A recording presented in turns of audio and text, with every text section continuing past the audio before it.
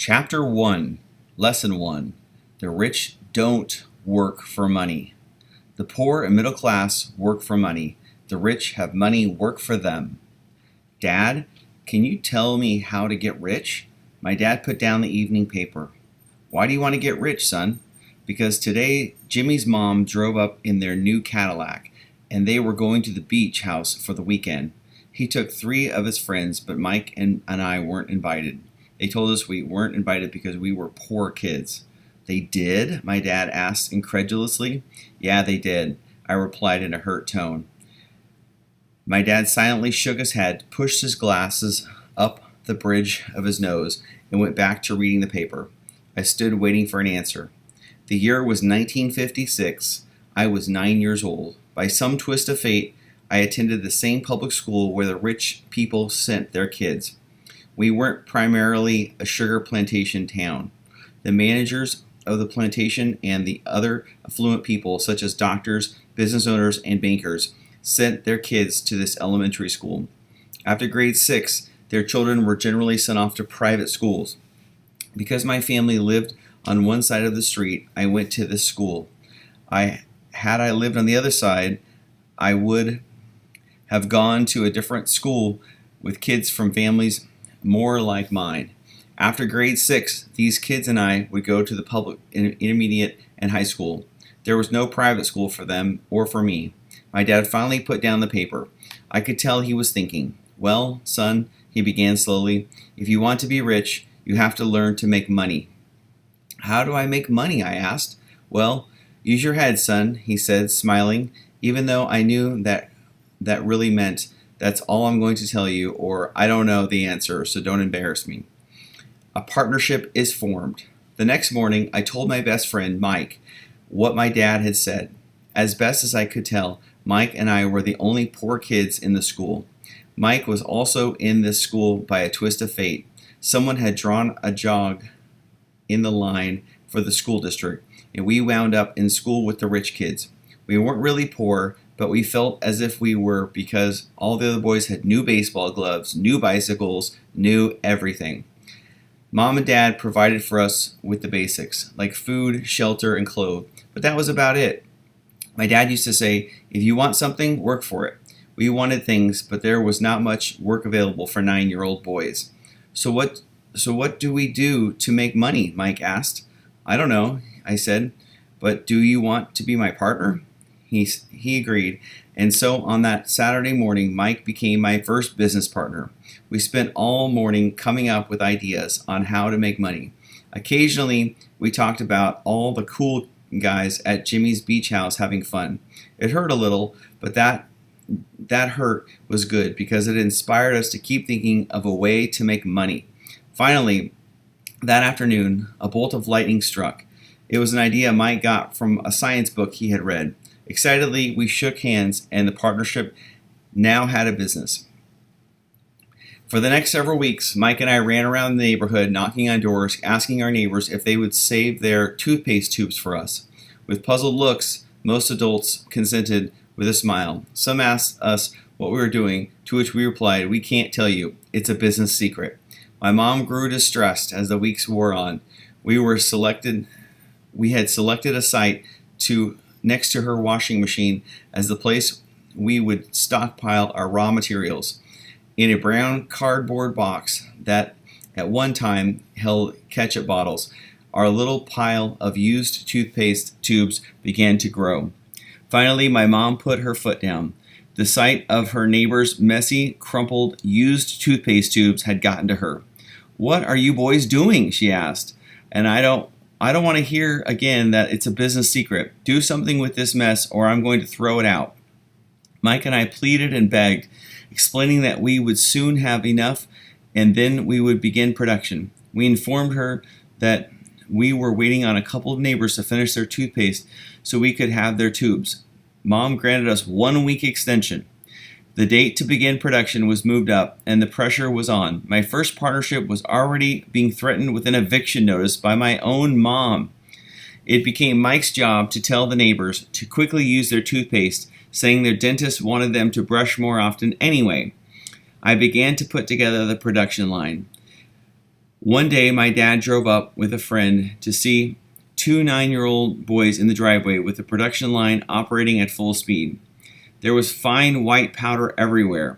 On a long table were small milk cartons from school, and our family's hibachi grill was glowing red-hot coals at maximum heat.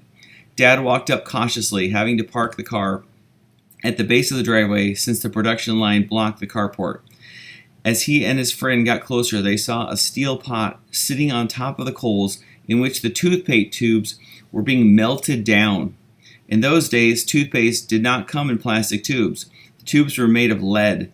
So once the paint was burned off, the tubes were dropped in the small steel pot. They melted until they quickly became liquid. And with my mom's pot holders, we poured the lead through the small hole in the top of the milk cartons. The milk cartons were filled with plaster of Paris. White powder was everywhere. In my haste, I had knocked the big bag over, and the entire area looked like it had been hit by a snowstorm. The milk cartons were the outer containers for plaster of Paris molds. My dad and his friend watched as we carefully poured the molten lead through a small hole in the top of the plaster of Paris cube. "Careful," my dad said. I nodded without looking up. Finally, once the pouring was through, I put the steel pot down and smiled at my dad. "What are you boys doing?" he asked with a cautious smile. "We're doing what you told me to do. We're going to be rich," I said. "Yep," said Mike, grinning and nodding his head. "We're partners." "And what is in those plaster molds?" my dad asked. "Watch," I said. "This should be a good batch." With a small hammer, I tapped at the seal that divided the cube in half. Cautiously, I pulled up the top half of the plaster mold. A lead nickel fell out. "Oh no," my dad exclaimed. "You're casting nickels out of lead?" "That's right," Mike said. "We're doing as you told us to do. We're making money." My dad's friend turned and burst into laughter. My dad smiled and shook his head. Along with a fire and a box of spent toothpaste tubes in front of him were two little boys covered with white dust, smiling from ear to ear. He asked us to put everything down and sit with him on the front step of our house. With a smile, he gently explained that the word counterfeiting meant our dreams were dashed. "You mean this is illegal?" asked Mike in a quivering voice. "Let them go," my dad's friend said. "They might be developing a natural talent." My dad glared at him. "Yes, it is illegal," my dad said gently. "But you boys have shown great creativity and original thought. Keep going. I'm really proud of you." Disappointed, Mike and I sat in silence for about 20 minutes before we began cleaning up our mess. The business was over on opening day. Sweeping the powder up, I looked at Mike and said, "I guess Jimmy and his friends are right. We are poor." My father was just leaving as I said that. "Boys," he said, "you're only poor if you give up. The most important thing is that you did something. Most people only talk and dream of getting rich. You've done something. I'm very proud of the two of you. I will say it again. Keep going. Don't quit." Mike and I stood there in silence. They were nice words, but we still did not know what to do. "So how come you're not rich, Dad?" I asked. "Because I chose to be a school teacher. School teachers really don't think about being rich. We just like to teach. I wish I could help you, but I really don't know how to make money." Mike and I turned and continued our cleanup. "I know," said my dad. "If you boys want to learn to be rich, don't ask me. Talk to your dad, Mike." "My dad?" asked Mike with a scrunched up face. "Yeah, your dad," repeated my dad with a smile. "Your dad and I have the same banker, and he raves about your father. He's told me several times that your father is brilliant when it comes to making money." "My dad?" Mike asked in disbelief. "Then how come we don't have a nice car and a nice house like the rich kids at school?" "A nice car and a nice house don't necessarily mean you're rich or you know how to make money," my dad replied. "Jimmy's dad works for the sugar plantation. He's not much different than me. He works for a company. I work for the government. The company pays the car for him. The sugar company is in financial trouble, and Jimmy's dad may soon have nothing. Your dad is different, Mike. He seems to be building an empire, and I suspect in a few years he will be a very rich man." With that, Mike and I got excited. With a new vigor, we began cleaning up the mess caused by our now defunct first business. As we were cleaning, we made plans for how and when to talk to Mike's dad. The problem was that Mike's dad worked long hours and often did not come home until late. His father owned warehouses, a construction company, a chain of stores, and 3 restaurants. It was the restaurants that kept him out late. Mike caught the bus home after we had finished cleaning up. He was going to talk to his dad when we got home that night and ask him if we could teach us how to become rich. Mike promised to call as soon as he had talked to his dad, even if it was late. The phone rang at 8:30 p.m. Okay, I said, next Saturday. I put the phone down. Mike's dad had agreed to meet with us. On Saturday, I caught the 7:30 a.m. bus to the poor side of town. The lessons began. Mike and I met with his dad that morning at 8 o'clock. He was already busy, having been at work for more than an hour. His construction supervisor was just leaving in his pickup truck as I walked up to his simple, small, and tidy home. Mike met me at the door.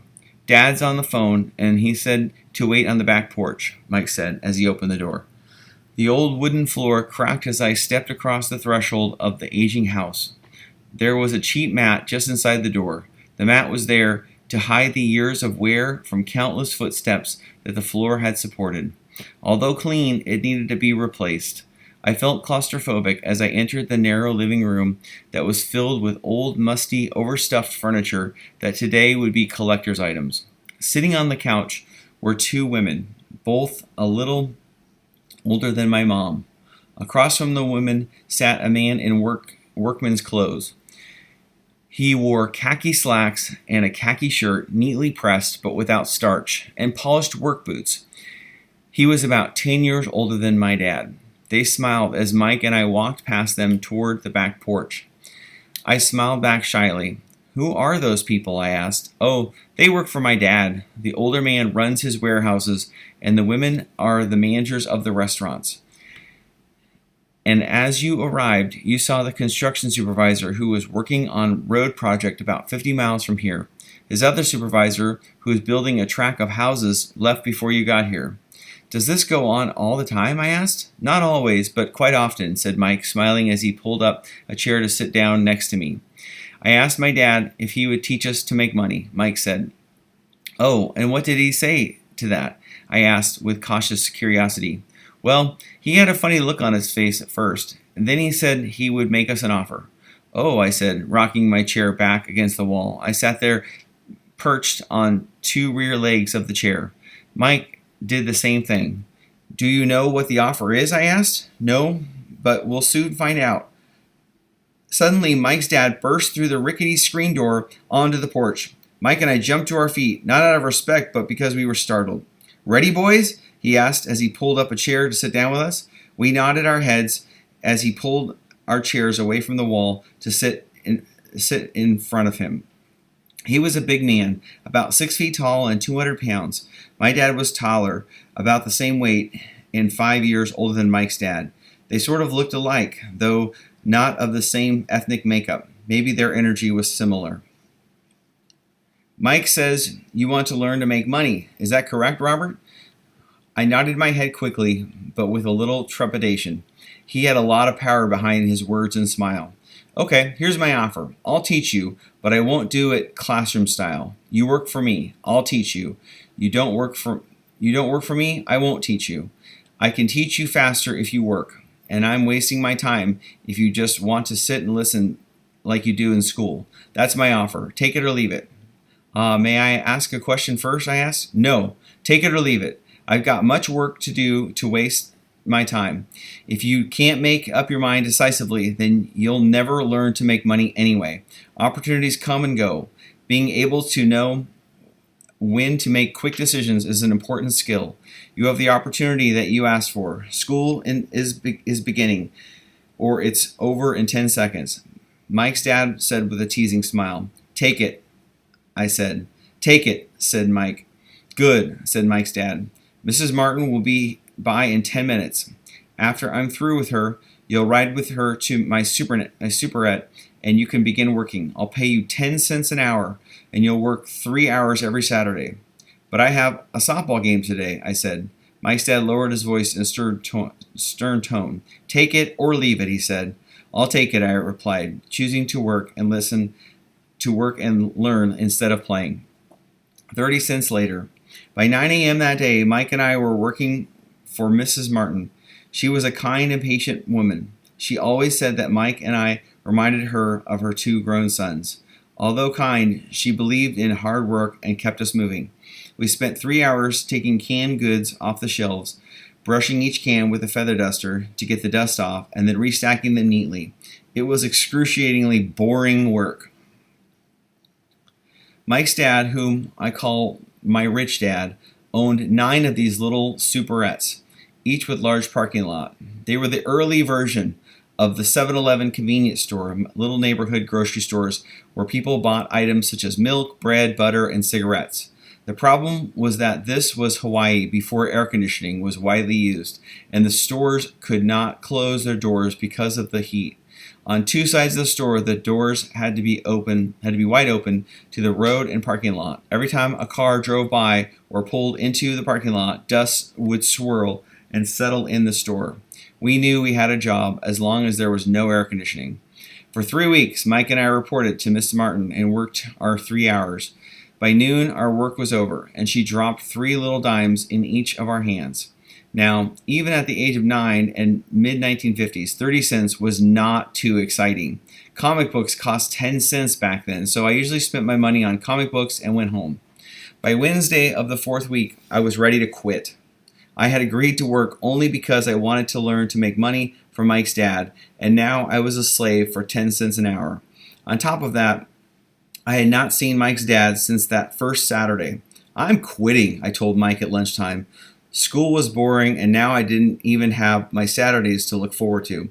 But it was the 30 cents that really got to me. This time Mike smiled. What are you laughing at? I asked with anger and frustration. Dad said this would happen. He said to meet with him when you were ready to quit. What? I said indignantly. He's been waiting for me to get fed up? Sort of, Mike said. Dad's kind of different. He doesn't teach like your dad. Your mom and dad lecture a lot. My dad is quiet. I mean a few words. You just wait till this Saturday. I'll tell him you are ready. You mean I've been set up? No, not really, but maybe. Dad will explain on Saturday. Waiting in line on Saturday. I was ready to face Mike's dad. Even my real dad was angry with him. My real dad, the one I call the poor one, thought that my rich dad was violating child labor laws and should be investigated. My educated poor dad told me to demand what I deserve, at least 25 cents an hour. My poor dad told me that if I did not get a raise, I was to quit immediately. You don't need that damn job anyway, said my poor dad with indignation. At 8 o'clock Saturday morning, I walked through the door of Mike's house when Mike's dad opened it. Take a seat and wait in line, he said as I entered. He turned and disappeared into his little office next to the bedroom. I looked around the room and didn't see Mike anywhere. Feeling awkward, I cautiously sat down to the same 2 women who were there 4 weeks earlier. They smiled and slid down the couch to make room for me. 45 minutes went by, and I was steaming. The 2 women had met with him and left 30 minutes earlier. An older gentleman was in there for 20 minutes and was also gone. The house was empty, and here I sat in a musty, dark living room on a beautiful sunny Hawaiian day, waiting to talk to a cheapskate who exploited children. I could hear him rustling around the office, talking on the phone and ignoring me. I was ready to walk out, but for some reason I stayed. Finally, 15 minutes later, at exactly 9 o'clock, Rich Dad walked out of his office, said nothing, and signaled with his hand for me to enter.